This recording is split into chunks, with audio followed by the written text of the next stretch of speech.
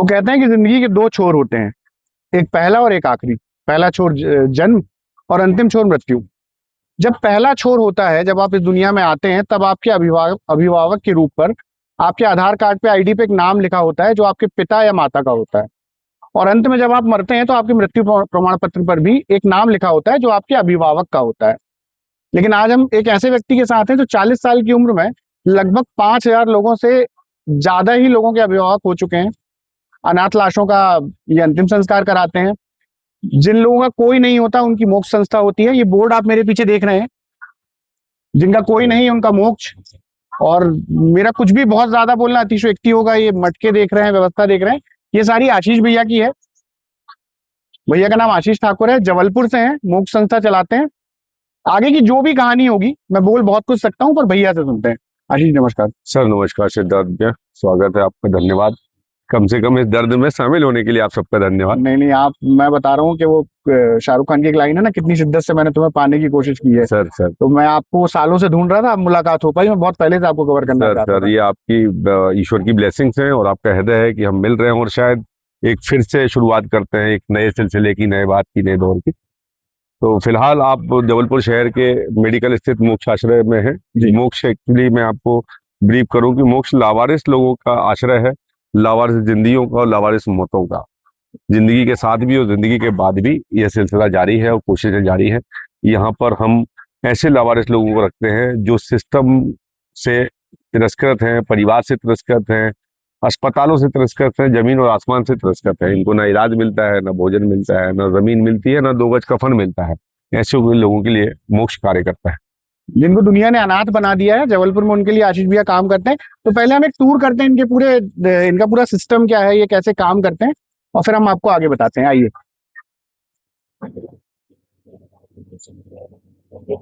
ये जो बिल्डिंग है ये आपकी खुद की बनाई है? ये एक्चुअली पहले यहाँ पे शेड हुआ करता था, जैसे मैंने आपको बताया। तो मैं पहले लावारिस लोगों को लाके उस शेड में रखता था।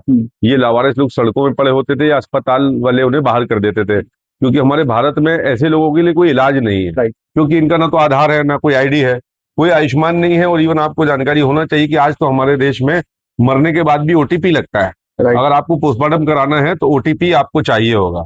तो अब इतने लोगों के पास, हमारी सरकारों के पास साधन है या नहीं, पर इनकी मृत्यु के लिए इनके पास तो ओटीपी भी नहीं है, मोबाइल ही नहीं है, जबकि पहचान नहीं है। तो पहले इन सारे लोगों को मैं सड़कों से 2012-13 में लाके रखा करता था। क्योंकि मैंने आपको जैसे बताया कि हम लावारिस शवों के संस्कार लगभग 25 साल से कर रहे हैं। और जब हमने ये सिलसिला शुरू किया तो हमारे दिमाग में आया कि ये लोग आते कहाँ से। जो हमने देखा ये सड़कों में मरते, तो हमने लोगों को लाके रखने लगे। जो आपके बगल वाला कैंपस आप देख रहे हो, यहाँ पर एक शेड हुआ करता था और ये बिल्डिंग रोटरी भवन की थी। अच्छा। तो रोटरी की ये बिल्डिंग पड़ी हुई थी और लावारिस हाल अवस्था में थी, तो हमने इसको रिपेयर किया। बाद में ये कैंपर जो बना है वो बाद का बना हुआ है और हमने यहाँ पर उन लोगों को शिफ्ट किया। आज भी यहाँ की हालत जर्जर है, ऊपर से पानी गिरता, रंगरोगन तो है, बारिश होगी तो गिरने लगेगा। और हमको कहीं ना कहीं सिस्टम से ईश्वर बचाता है कि क्योंकि ये तो नगर निगम का था, ना मेडिकल का था। तो इस वजह से ये रोटी भवन में शिफ्ट हुए और हमको बहुत सारी तकलीफें तो हुई और आज भी होती है। ये कैंपस में है, पर प्रशासनिक रूप से कुछ अच्छे लोग भी हैं जो इस बात को चाहते हैं कि व्यवस्था चलती रहे, तो उन लोगों ने यहाँ सहयोग करते हैं। आइए जी। ये वाला आप देख पा रहे होंगे, यहाँ पर एक ये जोन है। यहाँ पर भैया कौन कौन रहता है? ये बेसिकली महिलाओं के लिए। ये उन व्यवस्थाओं में हम 3 व्यवस्था घूमेंगे। एक यह वो व्यवस्था है जहां पर जो लोग चल फिर पा रहे हैं, जो अपनी थोड़ी बहुत केयर कर पाते हैं। तो ये भी वो अनाथ लावारिस लोग हैं, किसी के परिवार ने छोड़ा है, किसी ने सिस्टम में छोड़ा है। यहाँ पर कुछ अभी 2 दिन पहले कुछ 3-4 लोग और थे, उनकी डेथ हो गई, उनकी हालत ठीक नहीं थे। यहाँ पर 3-4 युवतियां थी जिनकी हमने 2 शादियां कर दी। एक युवती और भी है, ये मेंटल डिस्टर्ब है। ये हमारे करीब 7-8 सालों से हमारे पास है। 7-8 साल से यहीं पे हमारे तो पास। आप शादियां भी करा देते हैं? जो शादियां हमने कराई। यहाँ बच्चियां 2 हमको लावारिस अवस्था में मिली थी, उनके रिकॉर्ड थे हमारे पास। पर हमको ये लगा कि अब क्या करें, बड़ी भी हो गई थी वो और व्यवस्थित भी थी, तो हमने उनका घर बसाया। एक बच्ची है पूजा, जिसकी बहुरीबंद में शादी हुई, उसने एक बच्ची को भी जन्म दे दिया है। और एक बच्ची है गुड़िया, वो गंगानगर रहती है और तो उसका पति पैरालाइज है, मतलब बाय बर्थ पोलियो है, पर वो अपना जीवन यापन कर रही है। अब जैसे अम्मा हमको मिली, अम्मा हमको यहाँ पर आई, इनका कोई चलने फिरने वाला छोड़ के परिवार में कोई नहीं है, तब से आप माताराम यहाँ पे है। आप आई तो इनके बच्चे वगैरह थे। आप भी यहीं आ जाइए। अम्मा बताओ अपने बारे में। 2 बच्चे हैं। 2 बच्चे हैं इनके। हाँ। हाँ बताओ तो भैया। कहाँ से हो आप? मंझौनी से। यहाँ कैसे आ गई?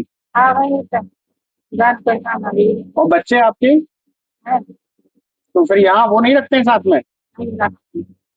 बड़ी विडम्बना है ये सुनने की, देख पाने की। और मैं तो पिछले 1 घंटे से यहाँ पर हूँ और देख पा रहा हूँ, मतलब। तो मुझे सब है। जी।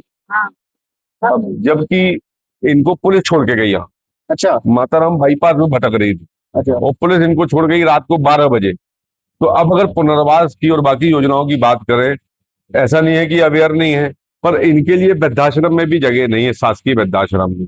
शासकीय वृद्धाश्रम में अनुमति के लिए श्रीमान कलेक्टर साहब से निवेदन करना होता है। वहां पे भी उनके पास भी बहुत सारे काम है, पर कोई ऐसी व्यवस्था नहीं है जहाँ पे अगर मैं कहूँ कि इन सारे लोगों को ले जाया जाए। वहां पे संयुक्त संचालक जी से काफी बार बात हुई, पर वहां पर भी ऐसे लोगों के लिए कोई आश्रय नहीं। नहीं। अम्मा, आप कब आई थी यहाँ, बताओ भैया को। कब से थी आप यहाँ पर? कई बार हो गए। साल भर। कहाँ की थी आप? ये 9 फुट के। तो आपका परिवार वगैरह जो है सब? है बेटा दो 3 बहू, 2 बहू हैं, 3 बेटी है। आप यहाँ क्यों रहते हैं? बेटा उन लोग से नहीं किराया से हो रहा है उनको, नहीं पालन तो हो रहा है तो मैं बेटा आपका मांग। देखिए, अगर बात वहां तक गई तो जरूर पता चलेगा। क्या नाम है आपका? मेरे नाम किसी हमारी पालन। ठीक है, आशीष भैया कर रहे हैं, आगे और बेहतर होगा। देखते हैं क्या बेहतर हो सकता है। जी। यहाँ सब मिल रहा है ना तुमको, यहाँ तो कोई कष्ट नहीं है, मेरा कोई तकलीफ नहीं है। यहाँ मिल रहा है यहाँ ना। खाने के लिए तो और अगर यहाँ से तुम्हें भगा दिया जाएगा तो क्या करोगी? तुम लोग को अगर यहाँ से बोल दे जाओ तो क्या करो फिर? आवाज नहीं है। बोल तो रहे हैं लोग कि जाओ, तो कहाँ जाओगी? जैसे यहाँ से छोड़ के हम कहीं नहीं जाते। यही जियोगी मरोगी है, यही ठीक है, यही चीज है। कहीं नहीं जाना। नहीं हम कहीं नहीं जाना। अगर आप लोग देख रहे हैं, प्रशासन के जो आला अधिकारी हैं, जो अपने आप को जननायक कहते हैं, जो नेता कहते हैं, जो सत्ता की बात करते हैं, आप देखिए कि ये रिपोर्ट करते हुए और इस बात को करते हुए मेरे रोंगटे खड़े हो रहे हैं। तो कहाँ है आप लोग? कहाँ है ये जननायक? मतलब एक अकेला आदमी जो प्राइवेट नौकरी करके पिछले 25 सालों से इस समाज के ऐसे तबके को, जिनको उनके बच्चे एक्सेप्ट नहीं करना चाहते, एक ऐसे तबके को जो कमजोर हो चुके हैं, तो क्या कमजोर इमारतें जो देश में होंगी उन्हें ढह दिया जाएगा? क्या कमजोर इमारतों को हम बुलडोजर चढ़ा देते हैं? कौन होगा इनके लिए? कहाँ जाएंगे ये? जननायक बनते हैं, देखिए थोड़ा इस बात को। ऐसी बहुत सारी व्यवस्थाएं हैं जो शायद सुधर सकती थी, पर इस बदलते भारत में, स्वर्णिम भारत में दिखती ही नहीं है। स्वर्णिम भारत है ये। स्वर्णिम भारत है ये। क्या हुआ? कहाँ गई लिपस्टिक? क्यों चिल्ला रही है? कहाँ है लिपस्टिक? पास से करो। लिपस्टिक आई थी ना यहाँ। आ जल्दी आ, आ जल्दी आ, जल्दी आ। गाड़ी में रखी दे रहे, चलो आप गाड़ी में, आज ना गाड़ी में रखी, चल। अरे आ जल्दी आ। हाँ। ये हमारे यहाँ करीब 5 आना चलना गाड़ी में घुमा रहे। ये और पूजा जैसी कई लड़कियां हमारे यहाँ थी, ये हमको बाईपास में मिली, आज इसको 7-8 साल हो रहा है। इसकी मानसिक स्थिति ठीक नहीं है, परिवार का पता नहीं है, तो अब इन्हीं हालातों में ये रहती है। हमसे जो बनता है हम प्राइवेट इलाज कराते हैं, मेडिकल से ट्रीटमेंट करा के जो भी मेडिसिन इसको दिलाते हैं, पर ये दिलाना इसको, आज इसकी उम्र की अगर ये पढ़ती, कॉलेज जा पाती, एक अच्छी जिंदगी बिता पाती। इसको लिपस्टिक चाहिए है ना। और मैं ला रहा हूँ, तुम बैठो, मैं ला रहा हूँ, जाओ। नाम पता है आपको? नाम बता दे अपना। नाम। तो अब ऐसी अवस्थाओं में एक आशी है जो आदमी भरोसा करता है एक दूसरे पर कि कोई आएगा।